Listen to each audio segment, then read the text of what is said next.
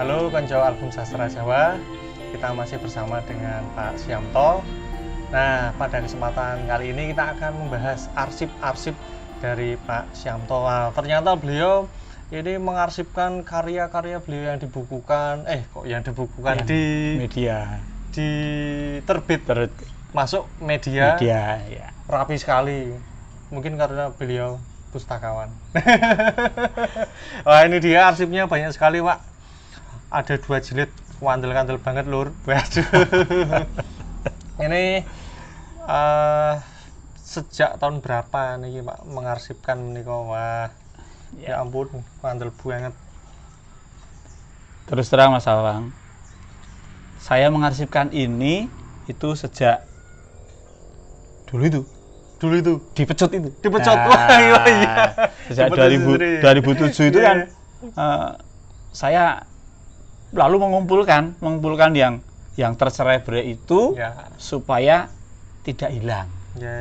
Karena supaya tidak dipecut istri lagi. Wah, ya.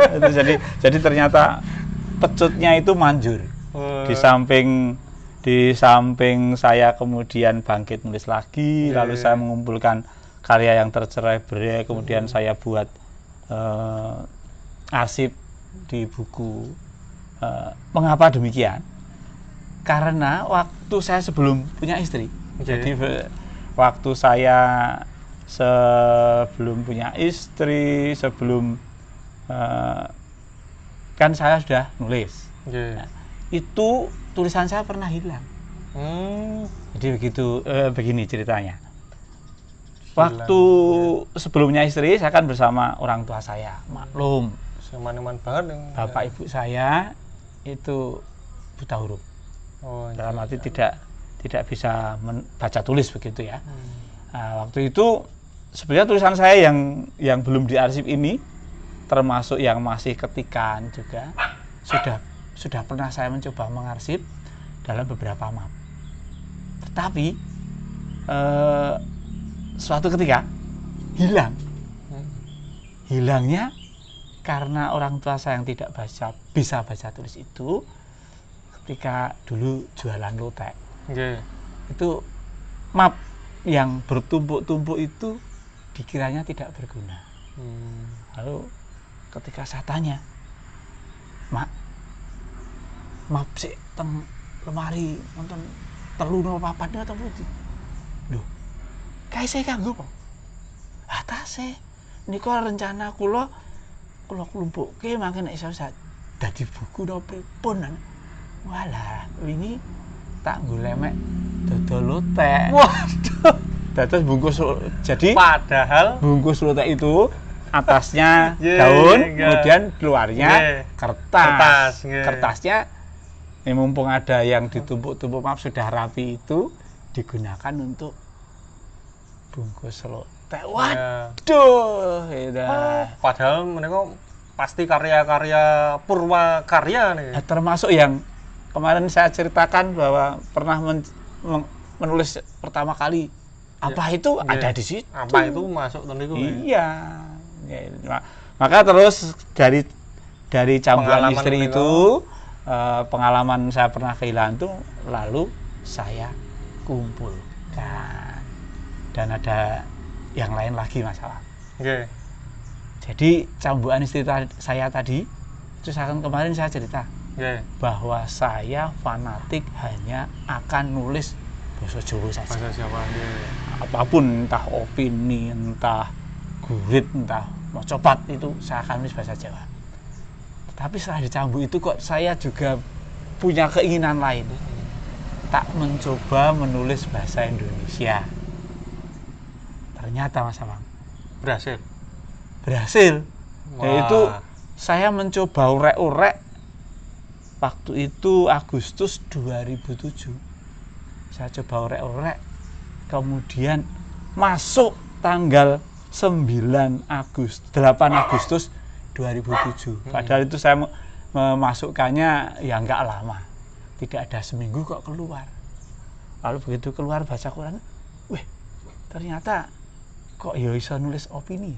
Nah, lalu itu menjadi boleh dikatakan kebangkitan awal menulis opini, lalu tidak hanya menulis opini, lalu saya mencoba nulis cerna, saya mencoba nulis narasi buku dan sebagainya juga dalam bahasa Indonesia. Mendapatkan passionnya di dunia tulis menulis. Iya, itu kalau dulu hanya fanatik nulis Jawa saja, tapi ternyata dari pecutan itu di samping tadi mengumpulkan karya-karya yang tercerai-berai, juga bangkit untuk menulis tidak hanya yang Jawa, Indonesia juga. Indonesia juga ada produknya. Ada produknya begitu. Ya. Nanti kita akan melihat produk-produk Pak Syamto di akhir video ini. Nah, ya terus ini isinya napa mawon menika kok wonten 2 jilid niki, apakah mau coba piyambak obrolan Pak Prabowo piyambak napa geguritan piyambak napa setiap tayang dimuat langsung diarsip wonten mriki, Pak? Itu yang terakhir, Mas. Jadi setiap tayang dimuat, jadi di sini memang isinya campuran ya. Jadi ada yang bahasa Indonesia, ada yang bahasa Jawa, ada yang masih ada honornya. malu-malu ini. Iya, arsip amplop juga ada di situ. Ini yang jilid pertama, kemudian yang berikutnya pada jilidan yang kedua itu juga masih seperti itu. Hanya untuk teknis yang kedua ini saya balik supaya mudah melihatnya. Kalau dulu bagian awal, jadi tulisan awal-awal itu saya arsip di depan. Ya. Nah, tapi yang edisi kedua ini malah saya balik, yang awal itu di belakang, jadi yang terbaru nanti ada di paling depan supaya lebih mudah mencarinya begitu. Jadi tidak usah kemana-mana, tapi yang paling akhir yang mana? Yang paling akhir yang depan ini yang di jilid kedua. Yang jilid pertama saya masih pakai cara lama. Yang paling akhir di belakang, yang awal di depan. Yes, nah, ini mesti jadi dokumen yang sangat mahal ini, sangat diburu para mahasiswa pencari skripsi dan tesis. Nah, ini pasti yang tidak terbitkan publish oleh massal. Pada kesempatan ini tim Album Sastra Jawa mendapatkan kesempatan yang luar biasa nonton arsipnya Pak Syamto. Wah, ini masih generasi pertama ya, Pak ya? Generasi pertama. Oh, ngantek dedel duel dan nggak usah diganti, nggak usah di lakban ya, sudah biar orisinil, memiliki nilai historis luar biasa. Nah, ini saya edisi kedua nih, Pak ya. Jilid kedua. Nah, pantel banget juga, ampun. Kawit tahun pinten nih, Pak? Sejak tahun berapa di bukan berarti mulai saya mengarsip lagi itu 2007 tadi. Oh iya. Ya, jadi kalau ini ada karya tahun 87 itu yang ketemu, tapi mulai mengarsip kemudian menata lagi supaya tidak hilang jadi bungkus dan sebagainya tadi setelah kemarin dipecuti itu tadi, supaya jadi harus menata kembali yang hilang, dikumpulkan lagi, kalau ketemu guna ditempelkan begitu. Konco Album Sastra Jawa, ada yang menarik. Yohanes Syamto di sini tertulis Yosi SA. Mari kita dengarkan penjelasannya. Betul, Mas Awang. Yosi SA itu dulu nama pena. Nama pena. Yohanes Syamto. Oh, Yohanes Syamto. Lalu SA-nya itu ayah saya namanya kan Sarmin. Lalu A-nya itu Atmojo. Jadi Yosi SA itu Yohanes Syamto Sarmin Atmojo. Gitu dulu. Lalu saya tidak lagi pakai nama samaran itu ketika saya menulis di KR. Di Mekarsari itu saya tidak pakai nama samaran. Karena kalau dengan nama samaran, kalau mau ambil honor berulang-ulang minta tanda tangan sekretaris redaksi. Oh iya, menerangkan bahwa Yosi SA itu adalah Yohanes Syamto. Meskipun ada catatannya tapi tetap Ribet ya. tetap ribet. Lalu akhirnya Balik. sejak itu ya terutama yang menulis di Mekarsari itu lalu saya tidak pakai nama samaran. Tapi yang di Joko Lodang aman, nama samaran langsung diketahui bahwa YOSI-SA itu adalah nama saya. Ya. Lama-lama kan Pak. Ya sudah terkenal terus kenal, redaksi terus sekretaris yo hafal lah YOSI-SA. Lanjut aja kan. Enggak ya. Tapi juga enggak. Harus Ya itu SOP. Kalau ya SOP-nya dijalankan dengan. Berarti YOSI-SA mulai pensiun tahun pinten nih, Pak? YOSI-SA pensiun tahun berapa ya? Ada di sini ada di sini ya. Pusakanya ini. Jadi ini pakai Respati Manis ini di KR ya. Oh, Respati Manis. Nama itu samaran nama samaran lagi itu Kemis Legi. Kemis Ya, Legi. itu Respati itu Kemis. Nggih. Manis Nah, lagi. Manis itu Legi. Itu nama samaran karena neton saya Kemis Legi begitu. Nah, ini saya masih pakai nama samaran. Nah, ini Nggih. menjadi sangat ribet. Lalu akhirnya September 2007 saya mulai tidak pakai nama samaran lagi. Memunculkan jati dirinya. Kalau yang di opini memang selalu nama Nggih. biasa, tapi yang di karya sastra, geguritan atau tembang saya memang dulu kadang pakai nama samaran, lalu tidak lagi ya. Sanesipun September apa Pak? 2007. Nama yang lain. YOSI-SA. YOSI-SA. Terus Ki Respati Respati Manis. Itu lalu ada lagi Yohanes S. Yohanes S. Ya. Lalu YS. YS. YS. YS. Ya, Yohanes siapa tuh? YS nya Iya, YS tok saja. YS. YS Oh. Itu untuk misalnya saya nulis berita. Hmm. Nulis berita untuk Probo, nulis berita untuk Joko Lodang itu saya pakai dalam kurung YS.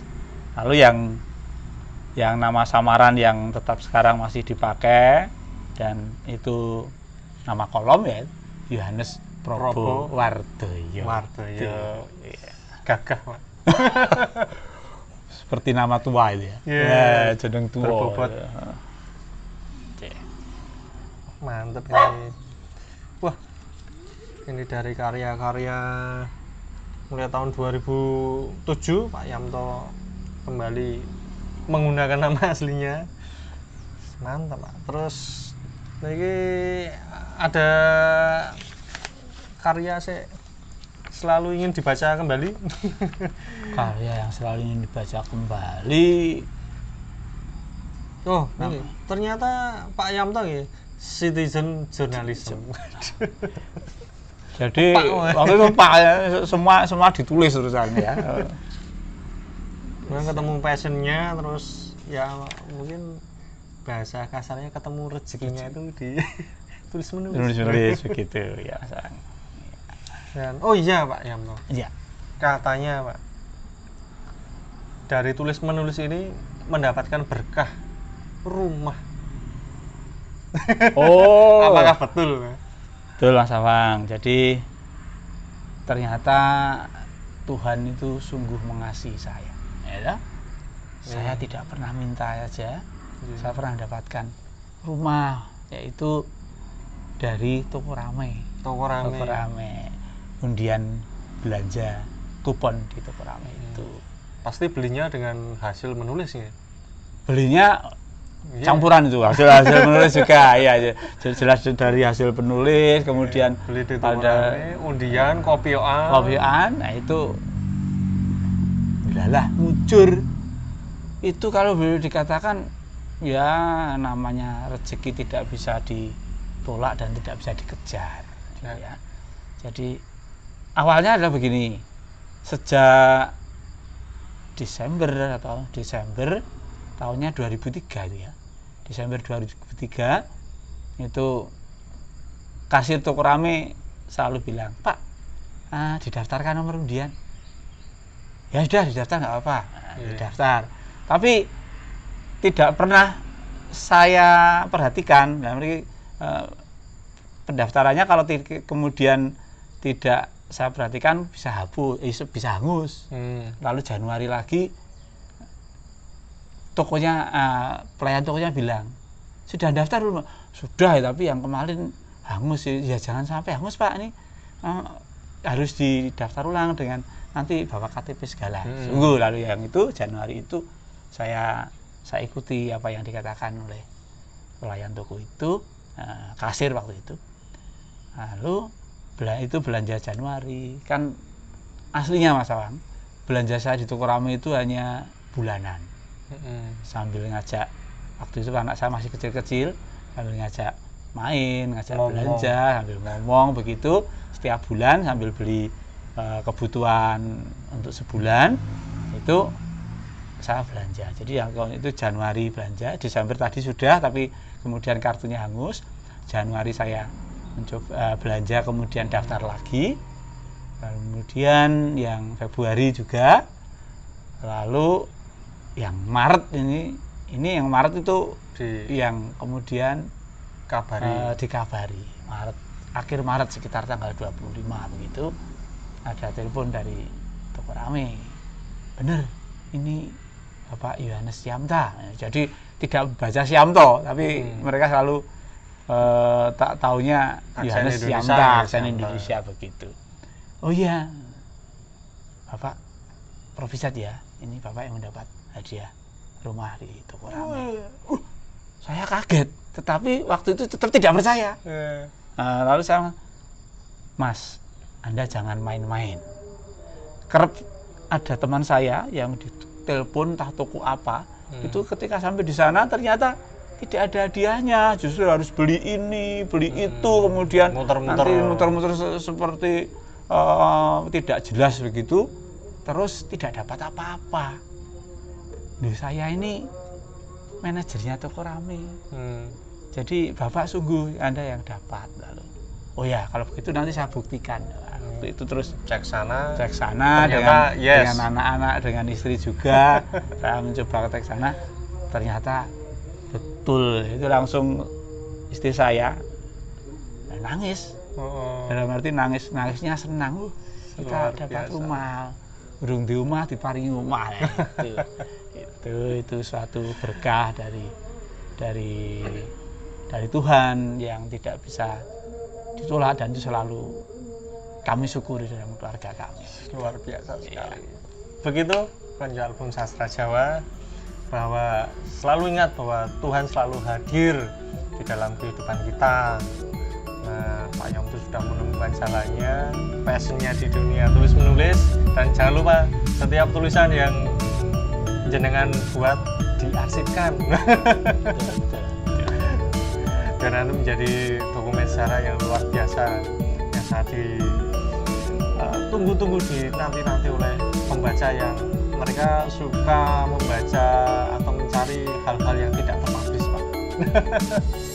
Gitu obrolan kita pada kesempatan kali ini. Salam Konco Album Sastra Jawa. Salam Rahayu.